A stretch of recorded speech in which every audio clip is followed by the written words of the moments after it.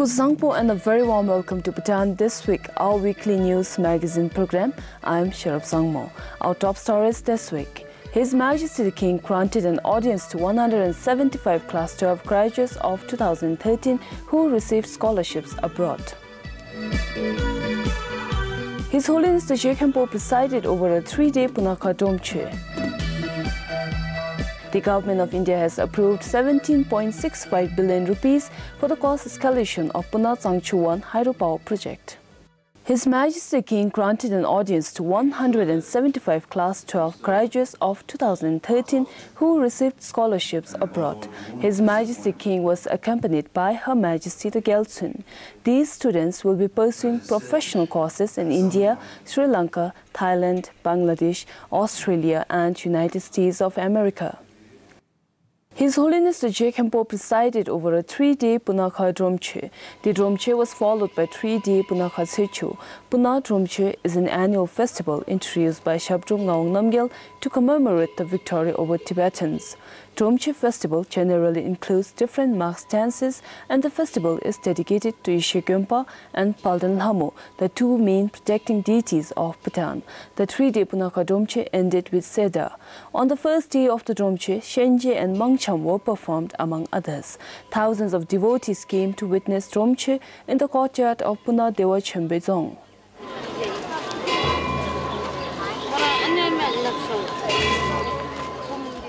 Her Majesty the Queen Mother Sring Yangden Wangchuk visited the nunneries of southeastern Bhutan. Her Majesty the Queen Mother is the patron of Bhutan Nuns Foundation.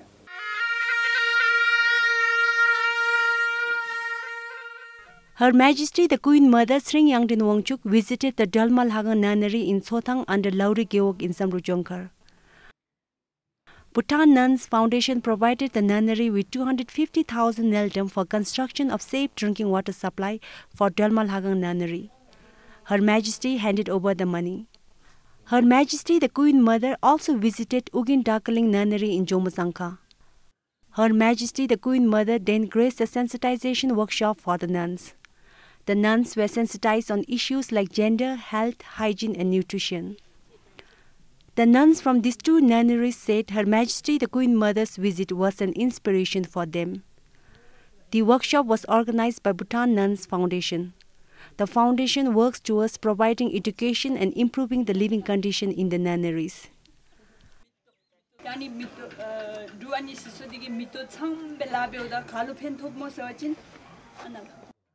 Her Majesty the Queen Mother also visited Lajap Pemagasal Gemba in Lauri. The Gemba was founded by Lamsharab Jamso, who is closely related to Queen Mothers. Lamsharab Jamso was highly learned and most respected teacher in the southeastern region who contributed a lot in terms of spiritual well-being of the people of the area. Her Majesty the Queen Mother Sangye Chodron Wangchuk joined the people of Heart to celebrate the International Women's Day. The day was observed on 8th of this month. Her Majesty is the President of Renew and the UNFPA Goodwill Ambassador in Bhutan. Over 2,000 people, including teachers, students, civil servants and locals came together for the celebrations. Her Majesty the Queen Mother talked about the importance of Women's Day to celebrate the achievements and progress of women.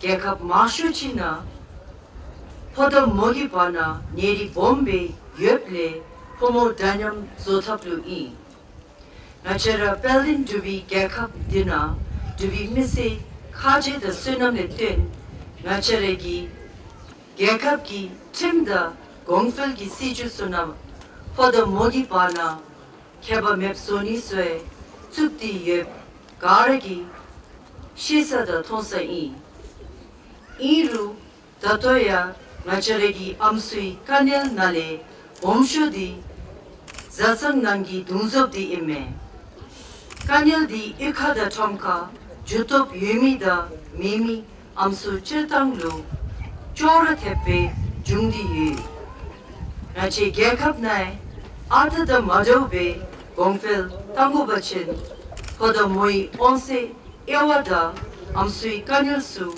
Seta Benidi Namisame Kache. Her Majesty also spoke on the importance of gender equality and elimination of domestic violence to achieve cross-national happiness. On the day, Her Majesty inaugurated a female leadership training manual titled Strengthening Female Leadership in Farmers' Groups and Cooperatives. The book will help improve leadership skills of women and enhance their participation and decision-making in communities. Compiled for Yushi Galson, Pemotsuki for PBS News. The government of India has approved 17.65 billion rupees for the cost escalation of Bhutan This hydropower project. The Indian government will release the amount in April after the internal procedures are complete. This was announced during the bilateral meeting between the Prime Ministers of Bhutan and India held on the sidelines of the 3rd BIMSTEC summit held in Naypyidaw, Myanmar. India's Prime Minister Dr. Manmohan Singh also conveyed the Government of India's approval of the draft intergovernmental agreement between Bhutan and India for the development of joint venture hydropower projects. The 4 hydropower projects identified under the agreement are the 600 MW Kolongchu project, the 570 MW Wangchu, the 770 MW Chamkarchu, and 180 MW Bunakha. Works on Kolongchu project will start as soon as the intergovernmental joint venture agreement is signed between the two countries. The draft agreement is expected to be signed soon.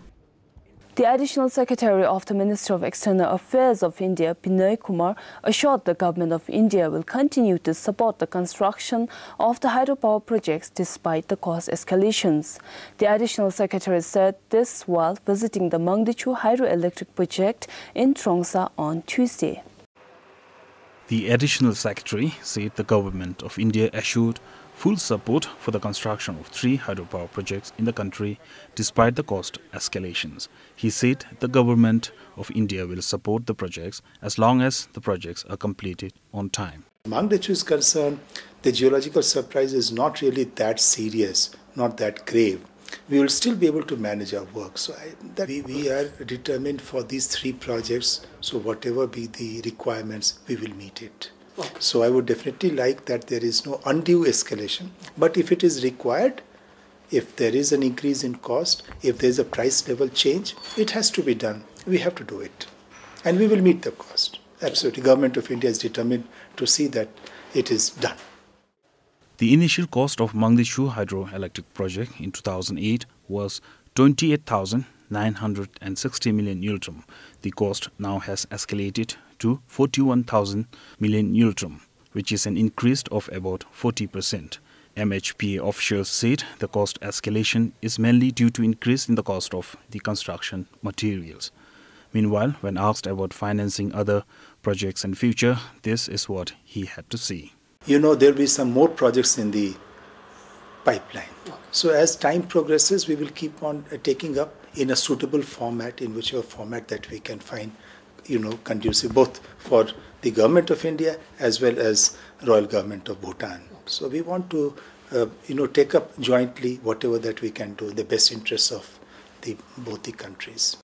The construction of the Mangdechu hydroelectric project is expected to complete by September 2017.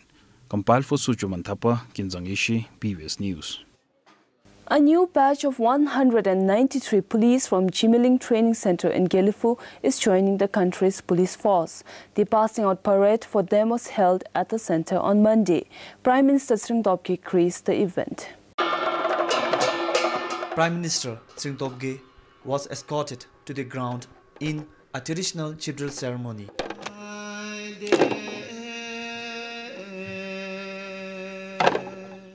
The fresh batch of 193 police took oath of allegiance to the country and the people. Lenchen congratulated them and told them to give their best in safeguarding the country's law and order. He also called on them to serve the country and the people with utmost loyalty and dedication.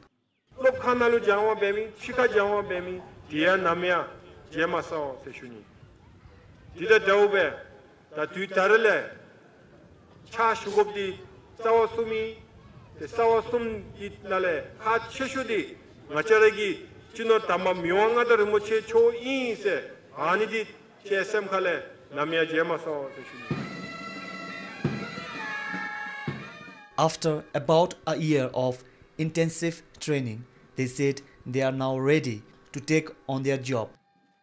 다리같이 종다 탈케비기님이 대 다리기님들은 시스템가에 수준이나. 대 다르레 고선디가 로직이링 대 종들 베미디데 말하게 날레파 조신다데 지조 강적이 돌레데 자왔음로 차슈니게데 로법가라 bombe라 톱디 유세. 다리기님들이 니기메세나 남이야 제바 파메기 님친라 아따다 마두 촌낭치 주일라 데 닐레파타디 같이 직접급주고 숨기 가디 타타 주누 차슈니 노이레오일라. Of the 193, 143 are male and 50 female. Compiled for Furba, Karmatring, BBS News. The Labour Minister met with the foreign workers recruitment agencies in Phuntsling on Tuesday. The agents were informed about the strategies the ministry will put in place to monitor the recruitment of foreign workers. The agents also raised the issue of ministry's recent decision to do away with mandatory recruitment of foreign workers through the agents. To streamline the entry of foreign workers in the country, the Labour Minister informed that in collaboration with the Department of Immigration, they will soon start biometric system. Biometric system will help in preventing identity theft of the recruited workers, as their fingerprints will be taken while obtaining their immigration clearance. Another measure, Lempo said, will be through skill assessment of the foreign workers.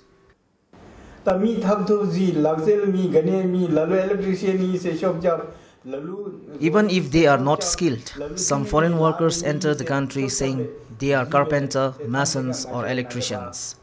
Once inside, they are either running other businesses or are into unlawful activities. So with this skill assessment procedure, they will have to undergo skill assessment test during recruitment, and only if they get through, then they will be allowed in the country.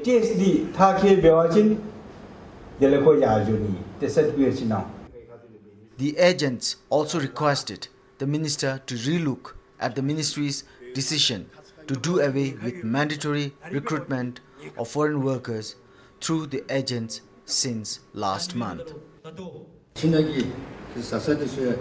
We depend on this business for our livelihoods. Moreover, every agent employs a minimum of 3 people, and now with the decision, their jobs are at stake. We have also invested huge amount of money for the establishment of the agency. So we would be grateful if the ministry could look into our problems and consider.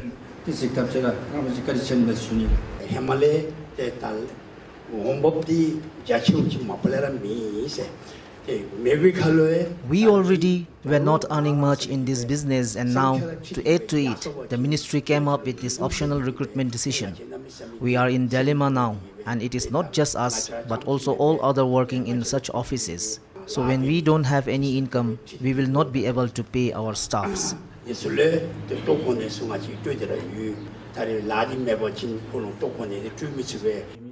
this, Lempo said that the ministry is looking at other alternatives, considering the current situation of the agents. He, however, added that the agents, on their part, will now have to be more competitive and proactive in capturing the market. The Regional Labour and Human Resources Office in Phuntsling also shared that despite the circular, there are some contractors recruiting foreign workers through the agents. And that means some agents are better in providing prompt services. Compiled for Sonam Mongdi, Sonam Rinchen for BBS News. More and more people in Jimicholingeok and Sarpang are rearing bees. Of 150 households, more than 90% of them are into beekeeping business. A group called Samkar Sipcham Gongfel Tsokpa was also formed in 2006, which claims to be doing a bricks business. Almost every household owns beehives. Known as Honey Village, the locals here were trained to use Langstroth hive with open top and movable frames. The advantage of this hive is the bees build honeycomb into frames which can be moved easily. 2014 In the last 1 year, we have seen a good progress, and for 2015, we are hoping it will get even better. This year, we are confident production would increase compared to past years. Manilal sold about 35 kilograms of honey during the last harvest season in November and December, and he earned 600 nultrum for a kilogram of honey. Officials say beekeeping is easy and requires little investment and less manpower.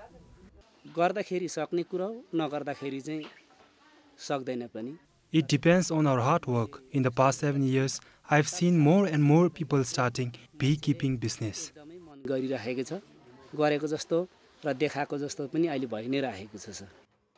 He said, with the cold climatic condition unfavorable for growing mandarin and other cash crops in Upper Jimichiling, beekeeping was the best option.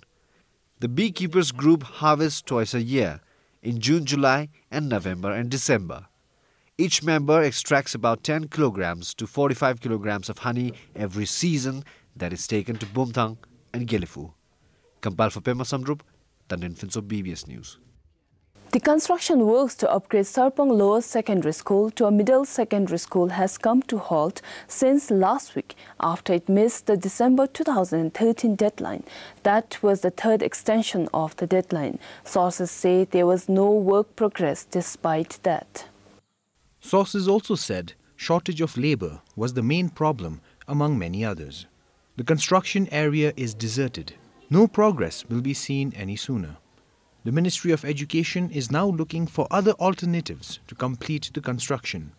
Work to improve the infrastructure began in 2010 and was supposed to be completed by 2012. Teachers and students are facing the brunt of the incomplete structures.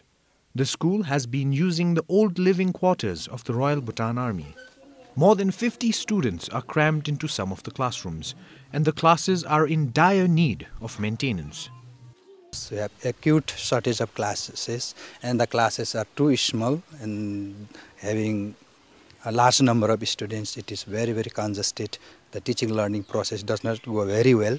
The toilets also, students do not have toilets. We have more than 1,000 students, and we have around 6 units of toilet, which is not enough. And that is only in the old block. In the new block, we don't have toilets, no water. In a hot place like this, not having electricity and fans is a big problem. And then we have to go all the way to the office on the other side to use the toilet. It can be a real problem when someone else is using the toilet.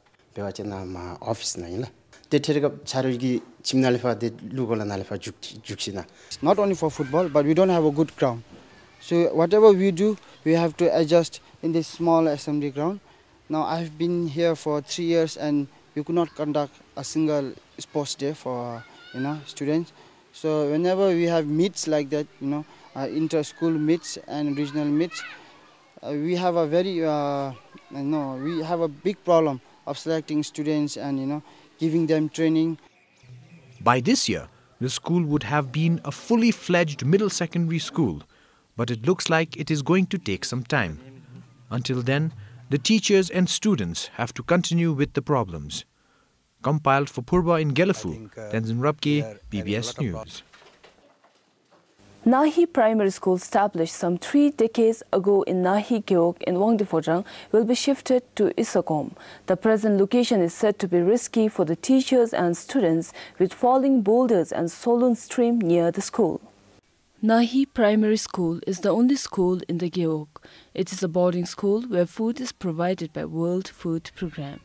There are 140 students with 8 teachers in the school, but the location of the school is a problem. The school could not be constructed in a proper place due to a dispute among village leaders. This place on a steep hillside is very risky. None of the infrastructure here are good. When it rains, there are falling boulders just by the school and we stop the classes.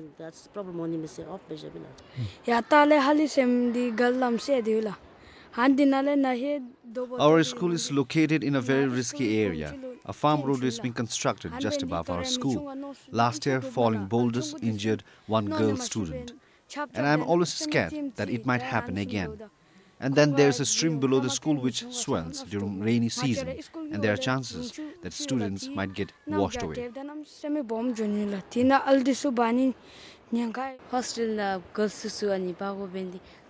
Girls' hostel is in temporary structure and it is overcrowded. It would be better if the school is shifted. But hopes are high. A new area spanning about 3 acres at Usagom village in the Gyeok has been identified for the construction of a new school. The place here is so small, we cannot construct any other structures to expand the school. The Dzongkhag and Gyeok have finally decided to construct a new school at Isagom.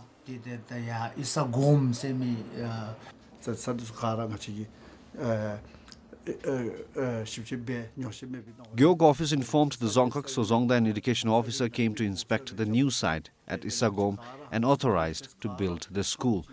Just for a few paperworks, we are ready.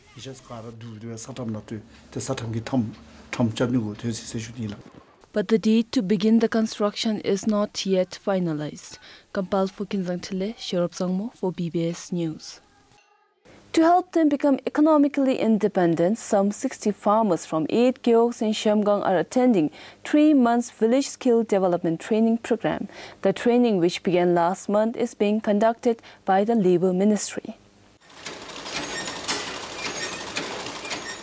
The rattling sound of the sewing machines fills the room where farmers are learning the art of sewing.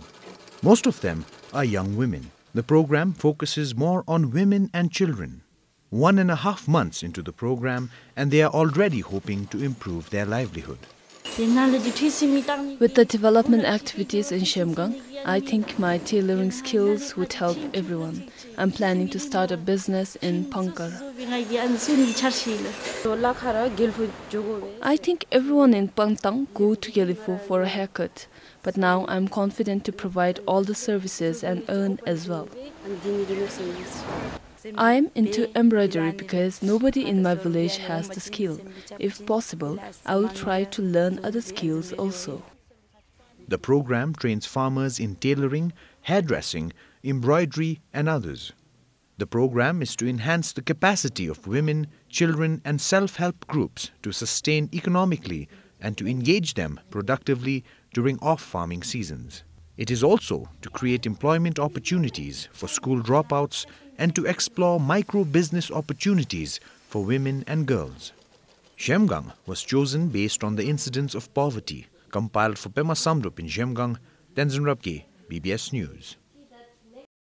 Well, that is all we have for you this week. Join us again next week for yet another edition of Bhutan This Week. Until then, this is Sherop Zangmo saying goodbye.